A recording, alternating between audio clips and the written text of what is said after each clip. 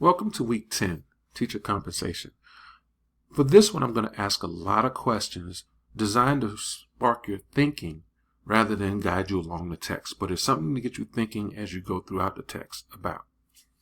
So, I got inspired while I was in business school about this concept of personnel management, and your book even talks about the fact that in hiring salaries and paying teachers, you have to worry about psychological and emotional needs as you pay.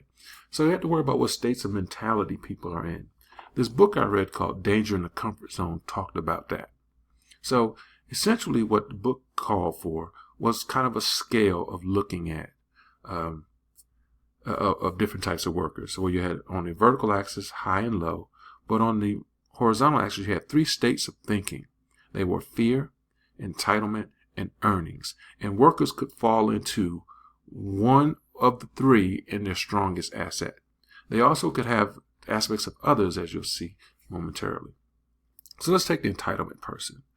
The entitlement person may be strong, very high in the entitlement mentality, and low in fear and somewhat low in earnings. They're not really worried about losing their job, and they're also not really worried about earnings, so they're just complacent being where they are. The next type of person would be a person who's caught up in a fear mentality. That person has a high sense of fear, a low sense of entitlement, and a low sense of earnings. This kind of person can be counterproductive in making a school grow because they're scared to make a mistake and therefore they're too scared to act. And that can be counterproductive to wanting a school to actually progress. So you want to stay away from a feared mentality type as well because they're not concentrating on the education of children. So the next is the earnings mentality. In the earnings mentality, that person has a high sense of their self-worth and their production because they have proven results. They may have a little bit of entitlement because, once again, they know their worth. And they may be driven by a little bit of fear. If channeled the right way, it can keep them motivated to be successful. So there you have it. The three states of mentalities that all of us can be in. And it's a fluid understanding because you can all be in at different states of time. So the question I ask, if teachers are not paid for their skill, then where can the earnings mentality thrive? And that's something to think about. How can we develop the earnings mentality in a system where we're not paying people based upon their skills?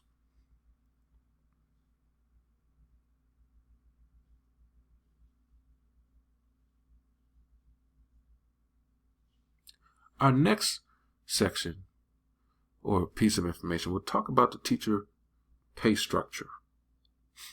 The teacher pay structure has been guided traditionally by a scaled structure in which you have scaled pay, oftentimes based on seniority, and somewhat based on education credentials. Oftentimes you'll have people who get National Board certification and therefore that will entitle them to a little more pay, or it used to be in some states, and they're doing away with it in others, your master's level pay would entitle you to a higher scale or a different scale to be on. So this comes into some what we call pay compression.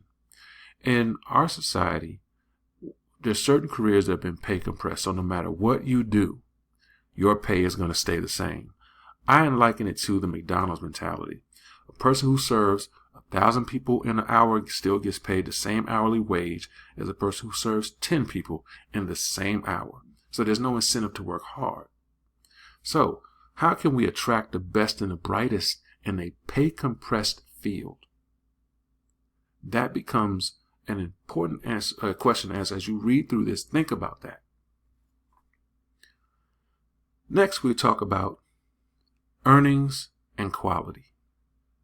Your book talks briefly about that, but I want you to consider some core beliefs that we have, another core belief alert. So, in earnings and quality, the belief is increase in pay would lead to an increase in quality. But is it of the individual or is it of the type of individual?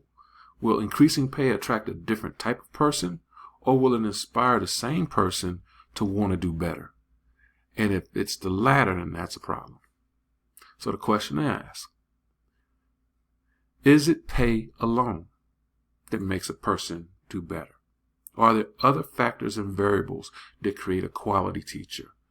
in which case teacher compensation needs to broaden its discussion.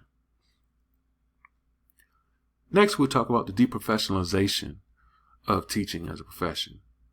So why we look at teachers only? Why not accountants? Why not other non-sales positions? Instead, here's some of the reasons why. Everyone has 12 years of education experience. Therefore, they believe they understand teaching and they know what it's about. And many people think that teaching is somewhat of a semi-profession. It is not quite a profession like being a lawyer or a doctor. So the question then is, how does education lack of an immediate consumable product hurt its professional image? The fact that we know that internally teachers produce a product, but it's not immediate and consumable like other professions. Next, we talk about supply and demand. So what I'm going to do is just give you the determinants of supply, of demand, and the determinants of supply. So you see price, which equates to salary, income, which in education equates to fiscal capacity, and we also look particularly at taste, which are the demographics of schools, and the expectations of the job.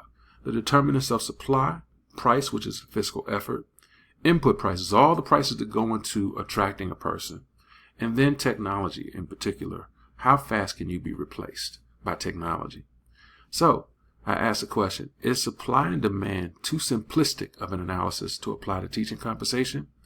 And does the difference in school demographics impact the demand curve? And that's something to think about as you look at the determinants of demand and determinants of supply, which most people don't. So let's look now at effectiveness, value added, and merit. So the important thing we have to do is we have to now start defining those things. So let's say this. State A develops a value added model for teacher compensation. And their value added model looks like this. Effectiveness equals exam proficiency at 80% and growth at 20%.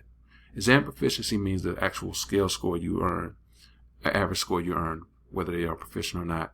And then the growth would be a year's growth in a year's time. State B develops a different model, and it looks more like their efficiency turns it on its head. So effectiveness equals exam proficiency at 20% and growth at 80%. So it's not about the scale score you get, but it's about how fast you've grown in 1 year's time. And they've developed many types of statistical models to actually measure 1 year's growth in 1 year's time. And you should know that. So the question I ask is, which state would attract the most teachers and why? In addition to that, there's a second question. And that is, would the type of student you teach matter, and how? Whether you choose to go into state A or state B. So those are things to think about when you start thinking about merit, effectiveness, and value-added models. The last, I'll just leave you with a question. If you cannot raise the ceiling on salaries for teachers, what are some ways you can adjust the cost of living, or in other words, lower the floor? What type of partnerships can be created in order to adjust the cost of living for teachers? Thank you, and I look forward to your responses. I hope you enjoy this week's readings.